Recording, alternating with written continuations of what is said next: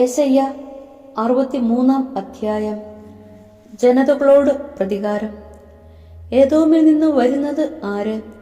രക്താംബരം ധരിച്ച് ബൊസ്രായിൽ നിന്ന് വരുന്നത് ആര്?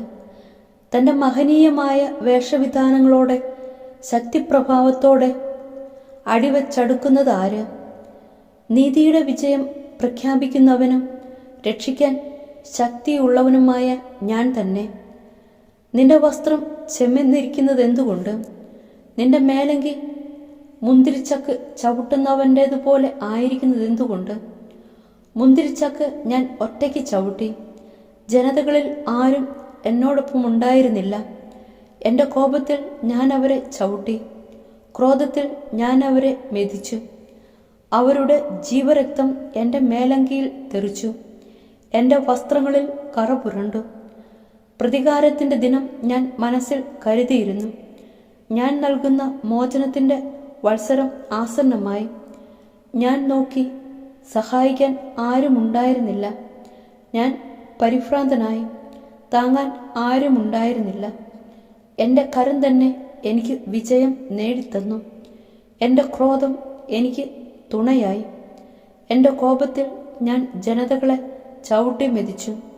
എൻ്റെ ക്രോധത്താൽ അവരെ ഞെരിച്ചു. അവരുടെ ജീവരക്തം ഞാൻ മണ്ണിൽ ഒഴുക്കി. ജനത്തിൻ്റെ പ്രാർത്ഥന.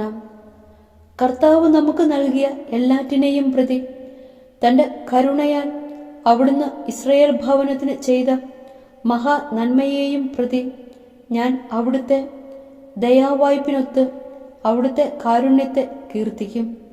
ഞാൻ അവിടുത്തേക്ക് കീർത്തനങ്ങൾ ആലപിക്കും. അവിടുന്ന് അരുളി ചെയ്തു, തീർച്ചയായും അവർ എൻ്റെ ജനമാണ്, തിന്മ പ്രവർത്തിക്കാത്ത പുത്രൻ. അവിടുന്ന് അവരെ രക്ഷകനായി. അവിടുന്ന് അരുളി ചെയ്തു, തീർച്ചയായും അവർ എൻ്റെ ജനമാണ്, തിന്മ പ്രവർത്തിക്കാത്ത പുത്രർ. അവിടുന്ന് അവരുടെ രക്ഷകനായി ഭവിച്ചു. അവരുടെ കഷ്ടതകളിൽ ദൂതനെ അയച്ചില്ല. അവിടുന്ന് തന്നെയാണ് അവരെ രക്ഷിച്ചത്. തൻ്റെ കരുണയിലും സ്നേഹത്തിലും അവിടുന്ന് അവരെ വീണ്ടെടുത്തു. കഴിഞ്ഞ കാലങ്ങളിൽ അവിടുന്ന് അവരെ കരങ്ങളിൽ വഹിച്ചു. എന്നിട്ടും അവർ എതിർത്തു, അവിടുത്തെ പരിശുദ്ധാത്മാവിനെ ദുഃഖിപ്പിച്ചു. അതിനാൽ അവിടുന്ന് അവരുടെ ശത്രുവായി തീർന്നു, നേരിട്ട് അവർക്കെതിരെ യുദ്ധം ചെയ്തു. അവർ പഴയ കാലങ്ങളെ, കർത്താവിൻ്റെ ദാസനായ മോശയുടെ നാളുകളെ അനുസ്മരിച്ചു. തൻ്റെ ആട്ടിൻപറ്റത്തിൻ്റെ ഇടയന്മാരെ കടലിലൂടെ നയിച്ചവൻ എവിടെ? അവരുടെ മധ്യത്തിലേക്ക് തൻ്റെ പരിശുദ്ധാത്മാവിനെ അയച്ചവൻ എവിടെ?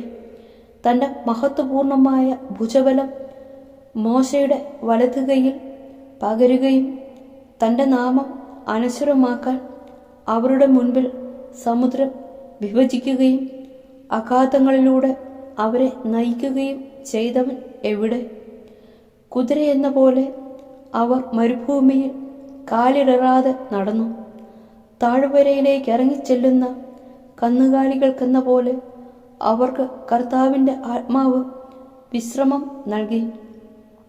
ഇങ്ങനെ അങ്ങയുടെ നാമം മഹത്വപൂർണമാക്കുന്നതിന് അവിടുന്ന് തൻ്റെ ജനത്തെ നയിച്ചു. സ്വർഗത്തിൽ നിന്ന് അങ്ങയുടെ വിശുദ്ധവും മഹത്വപൂർണവുമായ വാസസ്ഥലത്ത് നിന്ന് നോക്കിക്കാണുക. അങ്ങയുടെ തീക്ഷ്ണതയും ശക്തിയും എവിടെ? അങ്ങയുടെ ഉൾക്കട സ്നേഹവും കൃപയും എന്നിൽ നിന്ന് പിൻവലിച്ചിരിക്കുന്നു. അബ്രഹാം ഞങ്ങളെ അറിയുന്നില്ലെങ്കിലും ഇസ്രായേൽ ഞങ്ങളെ അംഗീകരിക്കുന്നില്ലെങ്കിലും അങ്ങാണ് ഞങ്ങളുടെ പിതാവ്. കർത്താവെ, അങ്ങ് തന്നെയാണ് ഞങ്ങളുടെ പിതാവ്, ഞങ്ങളുടെ വിമോചകൻ എന്നാണ് പണ്ടു മുതലേ അങ്ങയുടെ നാമം. കർത്താവെ, അങ്ങയുടെ പാതയിൽ നിന്ന് വ്യതിചലിക്കാൻ ഞങ്ങളെ അനുവദിക്കുന്നതെന്തുകൊണ്ട്? എന്തുകൊണ്ടാണ് അങ്ങയെ ഭയപ്പെടാതിരിക്കാൻ തക്കവിധം ഞങ്ങളുടെ ഹൃദയത്തെ കഠിനമാക്കുന്നത്? അങ്ങയുടെ ദാസർക്കു വേണ്ടി, അങ്ങയുടെ അവകാശമായ ഗോത്രങ്ങൾക്കു വേണ്ടി അങ്ങ് തിരികെ വരണമേ.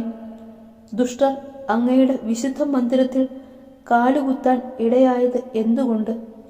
ഞങ്ങളുടെ വൈരികൾ അങ്ങയുടെ ആയുധം ചവിട്ടി മെതിക്കുന്നത് എന്തുകൊണ്ട്? അങ്ങയുടെ ഭരണം അറിഞ്ഞിട്ടില്ലാത്തവരെ പോലെയും അങ്ങയുടെ നാമത്തിൽ വിളിക്കപ്പെടാത്തവരെ പോലെയും ആയിരിക്കുന്നു ഞങ്ങൾ.